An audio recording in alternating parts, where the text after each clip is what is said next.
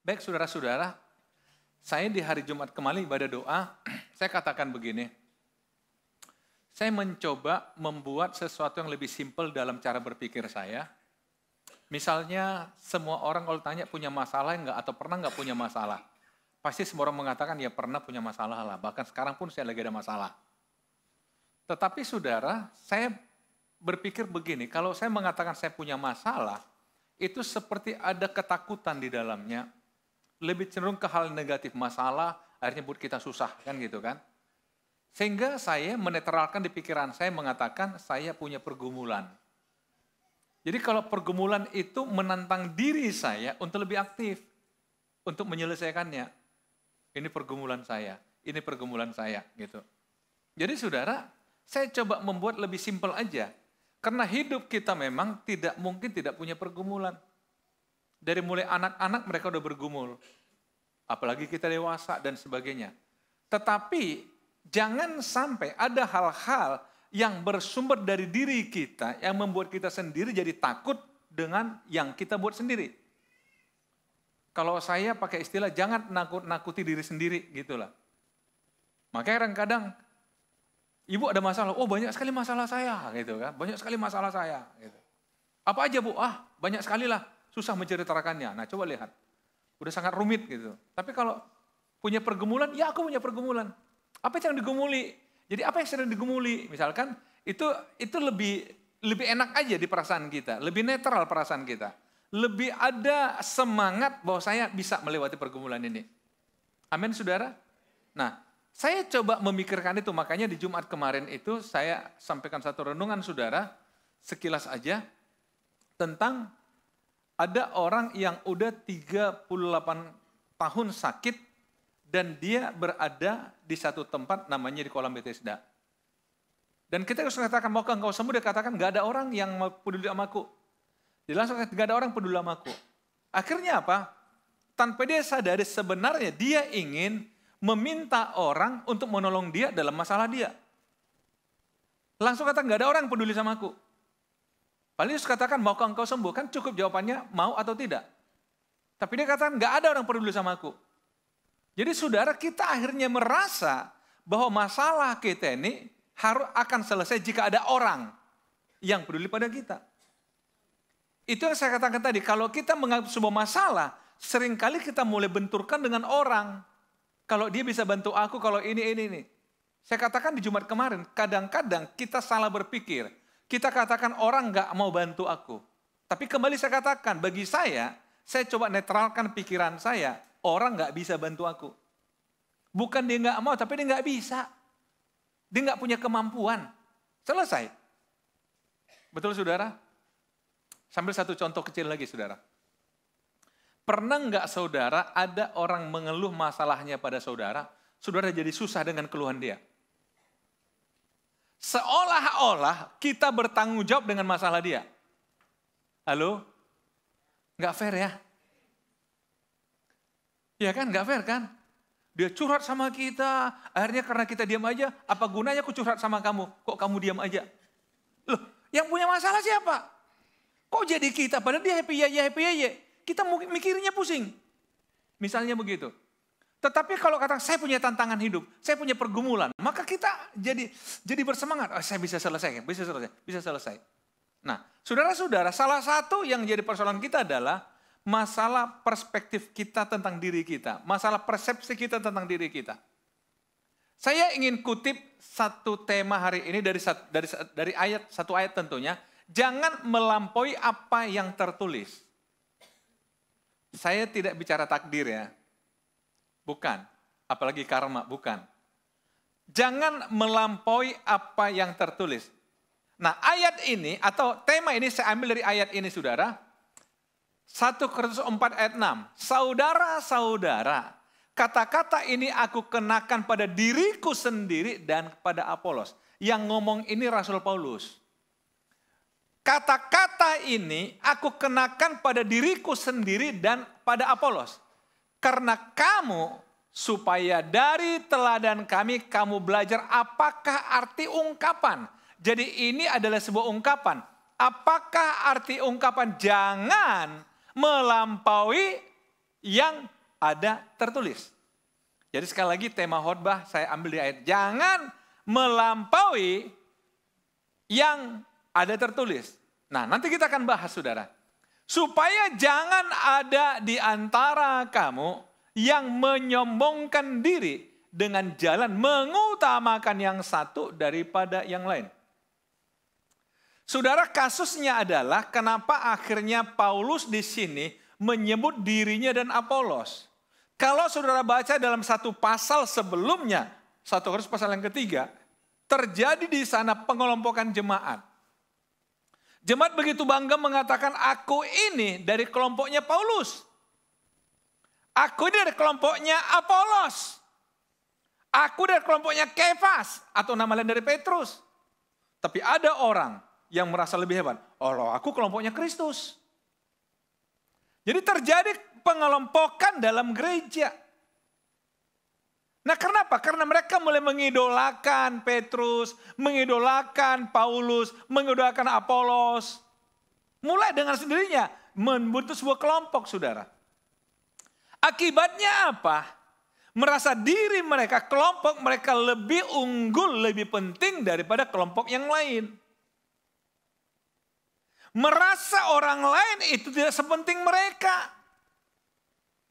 Sehingga dari sinilah Paulus katakan, janganlah melampaui yang ada tertulis. Karena kalau itu yang terjadi, akan ada yang namanya kesombongan. Artinya simpelnya begini, saudara. Kalau kita menganggap diri kita lebih penting daripada orang lain, berarti kan kita sama dengan menyombongkan diri di atas orang lain. Apa yang dimaksud jangan melampaui apa yang tertulis? Saudara, saya sangat paham atau saya memegang prinsip begini, saudara. Setiap kita ini sebenarnya Tuhan sudah punya tempat. Dalam pekerjaan kah? Dalam profesi, dalam apapun. Saya analogikan dengan mata uang, saudara. Rupiah kita lah, nggak usah mata uang asing lah. Rupiah. Nilai rupiah terkecil sekarang mata uangnya berapa? Yang saudara masih beredar sekarang ini. 100 rupiah ya. 100 rupiah. Paling tinggi 100 ribu. Saudara tahu kenapa pemerintah harus buat ada mata uang kecil dan mata uang 100 ribu? Kenapa? Karena masing-masing diperlukan, betul? Kira-kira uang 100 rupiah saudara perlu untuk apa sekarang ini? Udah nggak ada lagi ya, paling saudara dapat kembalian ketika di minimarket kan? Karena saudara nggak mau dikasih permen, maka saudara minta koin. Walaupun sampai di rumah koinnya saudara entah taruh di mana kan gitu kan. Cuma gengsinya aja, aku minta uang, aku nggak mau permen, aku nggak beli permen kan gitu kan.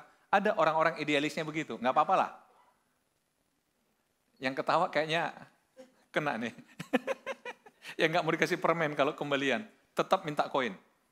Tetapi saudara, walaupun oke lah, 100 rupiah kenapa? Karena memang masih dibutuhkan setidaknya itu nilai tukar.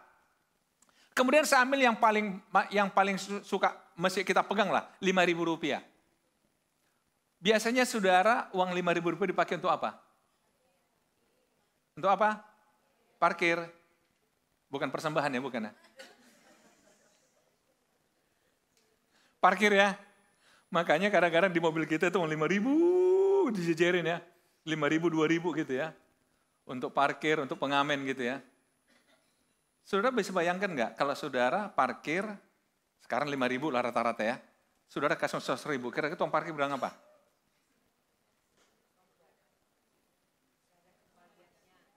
Nggak ada kembalian. Iya kalau cuma bilang nggak ada kembalian, tapi dia pelototin kita. Kenapa? Dalam pikiran dia, kamu itu ngecek ya? Atau sengaja mau nggak bayar ya? Karena apa? Padahal ini kan uang. Kok dia tersinggung dikasih uang 100.000 untuk bayar parkir 5.000? Karena itu membebani dia, betul nggak? Dia harus nukarin. Tapi coba kasih 5.000, makasih bang ya, makasih ya om ya. Bahkan kadang-kadang, makasih bos. Saya dulu, saudara, saya punya kebiasaan dulu, kalau tempat di mana suka parkir, saya suka kasih lebih, saudara, supaya saya selalu dapat fasilitas parkir khusus. Jadi satu ketika saya bawa tamu, ini udah kejadian yang lalu-lalu nih. Bawa tamu saudara, saya begitu datang langsung, bos, ini bos. Tamu saya bingung, kok panggil bos? Iya Pak, harga bos ini nggak mahal Pak, cuma 5.000. Waktu itu parkir baru 2.000, saya kasih 5.000, dipanggil bos saudara. Tapi coba pakai 5.000 saudara paksa 3.000, dipanggil apa saudara? Nah oke, kembali saudara. Tetapi coba sebaliknya, kita belanja, katakanlah makan pangsit. Kemudian kita tanya, berapa bang? Berapa kak? Oh 42.000 misalnya, karena pangsit tambah teh manis. Segitu harganya ya. Kita kasih cuma 5.000. Apa dia bilang? Loh kok cuma segini? Kurang. Loh ini kan uang juga. Ya tapi segini, tapi kan uang juga. Ini uang bukan? Buang. Tapi kan nggak memenuhi jumlahnya. Artinya apa? Berarti untuk ke situ kita perlu pakai minimal uang 50.000. Nangkap sekarang saudara? Artinya begini, yang Rasul Paulus mengatakan jangan melampaui yang ada tertulis. Artinya apa? Sebenarnya apa yang tertulis dalam diri kita di mata Tuhan sebenarnya? Sering kita menganggap diri kita lebih tinggi dari yang seharusnya atau menilai diri kita lebih rendah dari yang seharusnya. Itu nggak boleh saudara. Demikian juga saudara, jangan juga menganggap orang lain lebih rendah dari kita. Sama, uang 100.000 tidak boleh mengejek uang 5.000. Apa kamu uang 5.000? Nggak bisa. Karena dia juga dibutuhkan untuk transaksi yang memang membutuhkan uang 5.000. Setuju saudara? Jadi Alkitab ingin mengajar kita begini saudara.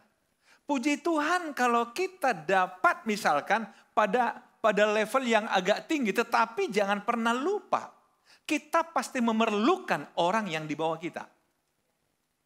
Setiap orang sama pentingnya di mata Tuhan. Hanya pada fungsinya aja yang berbeda. Hanya pada fungsi yang berbeda, saudara. Nah, karena itu sudah dikatakan, kalau kita nggak paham itu arahnya menyombongkan diri. Dengan jalan mengutamakan yang satu daripada yang lain. Nah, saya coba dalam ayat 7, masih 100%, saya itu kan pertanyaan terus, ada 3 pertanyaan dalam ayat itu saudara, tapi saya susun seperti ini supaya kita memudahkan aja. Mengapa kita harus seperti yang tertulis dan tidak boleh menyombongkan diri? Yang pertama, sebab siapakah yang menganggap engkau begitu penting? Wow, ini agak sindiran nih. Kenapa? Paulus ini kan orang yang luar biasa. Kalau kita tahu background-nya dia punya 2 kewarganegaraan. Secara politik dia jadi warga negara Romawi. Secara agamawi dia warga negara Yahudi. Sehingga dia saudara, satu contoh ketika ditangkap ingin diadili, dia katakan apa? Bolehkah mengadili warga negara Romawi? Menangkap sebelum diadili. Oh langsung orang lepasin dia. Jadi dia bukan sembarangan saudara. Tapi dia berani katakan begini kepada jemaat. Mengapa kamu merasa dirimu begitu penting? Mengapa? Kadang-kadang saudara jujur, ketika kita merasa diri kita begitu penting, ini jadi masalah bagi diri kita loh. Kenapa jadi masalah? Satu contoh. Tentu kita menuntut sikap orang, perlakuan orang pada kita sesuai dengan standar diri yang kita punya. Pasti itu, nggak boleh nggak. Betul? Pasti. Dan kalau itu nggak kita dapatkan, kita terganggu. Karena itu Alkitab mengatakan begini saudara, jika engkau diundang ke sebuah pesta, duduklah di paling belakang. Jangan di paling depan, siapa tahu depan itu udah tempat duduk orang lain. Dan engkau disuruh mundur. Lebih baik engkau di belakang, kalau memang kau orang terhormat, maka engkau akan dibawa maju, kan terhormat. Jadi saudara sama-sama maju, satu maju ke belakang, satu maju ke depan saudara. Tapi kalau kita duduk di belakang, bawa maju ke depan, wah terhormat kita. Tapi kalau kita duduk depan, dimundurkan ke belakang, pasti pulang kita. Merasa terhina. Nah, ini sebenarnya ajaran-ajaran firman Allah tidak ada tujuan lain supaya kita itu lebih tenang dalam hidup. Siapa yang menganggap engkau begitu penting? Yang kedua, Dikaitkan dengan pertanyaan kedua, ya, dan apakah yang kau punya yang tidak engkau terima? Apapun daripada kita kan kita terima dari pihak luar. Kita punya uang karena ada memberikan kita uang. Terlepas itu karena upah kita bekerja, karena bagian kita bagi hasil atau apapun. Tapi kan tetap ada orang lain sebagai sumbernya. Betul saudara? Ada orang lain, ada pihak di luar kita. Berarti pihak luar kita juga penting bagi kita. Bukan hanya kita. Nah kalau dia nggak bekerja, kalau dia nggak memberikan, apa yang mau kita dapat? Yang ketiga, dan jika engkau memang menerimanya, mengapakah engkau memegahkan diri seolah-olah engkau tidak menerimanya? Artinya, orang yang menganggap orang lain kurang penting dari dirinya, itu sama dengan dia menyangkal bahwa orang itu juga punya kontribusi bagi hidupnya. Bisa setuju saudara? Halo, apa kabar? Kok Bapak Ibu hari ini tegang sekali? Ini hari Minggu loh di rumah Tuhan loh. Harus rileks loh. Halo, coba deh senggol kiri kanan lah. Saya agak takut saya lihat tegangnya saudara hari ini. Ya, rileks ya. Enggak, ini tujuan Paulus sebenarnya begini. Jangan kita buat masalah untuk diri kita. Sebenarnya orang lain nggak ada masalah dengan kita, tapi kitanya yang membuat masalah bagi diri kita. Makanya Paulus mengklarifikasi gini aja lah. Coba tanyakan 3 pertanyaan ini pada diri masing-masing. Simpelnya begitu. Nah, akhirnya saudara lihat saya ke pasal yang ketiga ketika Paulus tadi menyebut dirinya dan Apolos. Coba lihat ya. Di pasal 3, 5, dan 6. Jadi apakah Apolos? Apakah Paulus? Pelayan-pelayan yang olehnya kamu menjadi percaya. Masing-masing menurut jalan yang diberikan Tuhan pada mereka. Yaitu apa? Aku menanam. Apolos menyiram. Tapi Allah yang memberi pertumbuhan. Jelaskan saudara? Jadi saya dan Apolos sama. Cuma tugas saya menanam. Tugas Apolos menyiram. Sekali lagi. Tugas saya menanam. Apolos menyiram. Saudara-saudara. Berapa waktu yang lalu saudara. Saya pernah ada seorang bapak. Tapi kalau saya cerita ini tolong jangan dikaitkan bahwa saya rasis atau sara atau mengkasta-kastakan manusia. Bukan saudara, bukan. Ini hanya fakta sebenarnya. Cuma kadang-kadang ada hal-hal yang sebenarnya perlu kita pikirkan lebih matang, tapi kita menghindarinya hari jadi masalah. Gini, ceritanya begini saudara. Ada seorang bapak ngeluh ke saya, Pak, saya selalu tengkar sama istri saya. Dia bilang, kenapa? Aduh, istri saya itu kan selalu minta supaya saya carikan asisten rumah tangga. Saya cari di yayasan. Tapi asisten rumah tangga kami, Pak, nggak ada yang tahan, Pak. Paling 1 bulan, 2 bulan bubar, 1 bulan bubar. Saya bilang, kenapa begitu? Masa istri saya bertengkar terus sama asisten rumah tangga, Pak? Siapa yang betah? Kan begitu. Siapa yang betah, Pak? Akhirnya pada kesempatan berikut, saudara dia bawa istrinya ketemu. Pak, kasih nasihat istri saya, Pak, katanya. Saya bilang, kenapa? Masalah kenapa? Cerita begitu juga. Habis Pak, gimana saya nggak marah, kata istrinya. Asisten rumah tangga kami Pak udah dibilang begini nggak bisa-bisa. Bilang begini nggak bisa-bisa. Harus diajarin terus, ajarin terus. Saya bilang, Bu, karena begitulah dia mau kerja sama ibu. Kalau dia nggak diajarin udah bisa apa-apa, majikan namanya. Ibu yang kerja sama dia. Maaf ya, nggak meremehkan ya, sekali lagi ya. Artinya begini. Tapi ibu kan butuh dia, saya bilang, iya sih. Nah coba. Halo. Jadi ternyata kita butuh orang apapun kapasitas yang dia punya. Gimana? Masih ada yang bertengkar di sini di rumah gara-gara itu? Ya itulah kemampuannya dia. Justru karena itulah bersyukur dia mau kerja sama kita. Kalau dia punya kemampuan di atas seperti yang kita mau, wow, bayarnya mahal. Sanggup nggak? Jadi saya bilang, oh gitu ya Pak? Iya, puji Tuhan. Akhirnya nggak tengkar lagi sama pembantu bertahan lama, saudara. Kadang-kadang kita juga kerja begitu, kita sebagai pimpinan, mungkin di kantor. Kok kamu bilang-bilang nggak bisa-bisa sih? Iya, namanya juga bawahan, ya ajarin dong. Dia bisanya begitu. Sebab kalau seperti yang saudara mau, ganti posisi aja. Berarti kita nggak perlu, dia nggak perlu kita. Justru karena begitu dia perlu pimpinan. Jadi inilah yang Paulus katakan simpelnya begitu. Aku kan juga menanam. Aku kan hanya menanam. Apolos menyiram. Tapi jangan lupa Tuhan yang buat bertumbuh. Artinya apa saudara? Enggak ada gunanya apapun yang bisa kita lakukan kalau Tuhan enggak ikut terlibat. Tetapi lakukan aja fungsi kita. Seperti yang tertulis itu maksudnya. Seperti apa yang Tuhan bisa kita kerjakan, ya kerjakan aja dengan segenap hati. Selanjutnya urusannya Tuhan. Karena apa? Lihat di sini di ayat yang ke-8. Karena itu yang penting bukanlah yang menanam atau yang menyiram, melainkan Allah yang memberi pertumbuhan. Baik yang menanam maupun yang menyiram adalah sama. Dan masing-masing akan menerima upahnya sesuai dengan pekerjaannya sendiri. Jelas saudara? Jadi yang terpenting bukan dia buat apa, aku buat apa. Yang terpenting Tuhan yang akan menumbuhkan yang kita buat, yang kita kerjakan. Tuhan yang akan memberkati yang kita kerjakan. Saudara pernah dengar nggak ayat Alkitab mengatakan apa? Sia-sialah engkau bangun pagi-pagi dan bekerja sampai larut malam. Sebab Tuhan memberkati orang yang dikasihnya ketika ia sedang tidur. Kadang orang salah, kalau gitu tidur aja gak usah kerja. Bukan gitu juga kawan.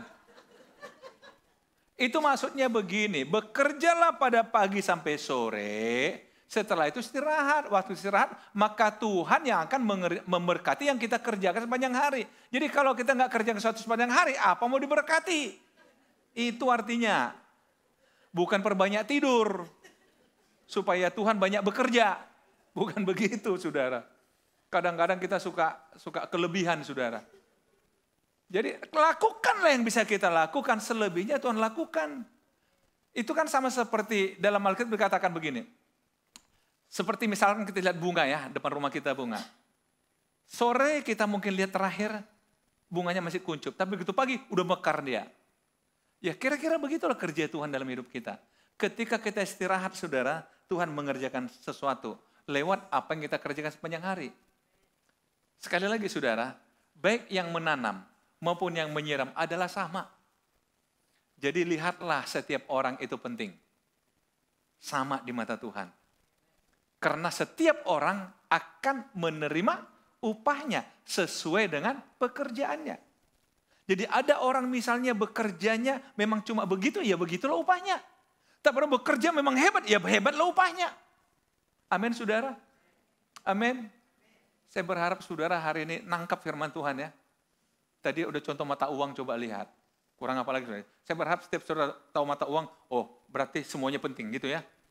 Dia penting, aku penting. 5.000 penting, 100.000 lebih penting. Amin saudara. Lah, karena fungsinya saudara. Tapi saudara 100.000 hanya penting kalau di restoran. Tapi kalau parkir sekali lagi, 100.000 nggak penting. Amin saudara. Jadi lihatlah setiap orang sama pentingnya. Cuma tempatnya aja beda. Tuhan Yesus memberkati.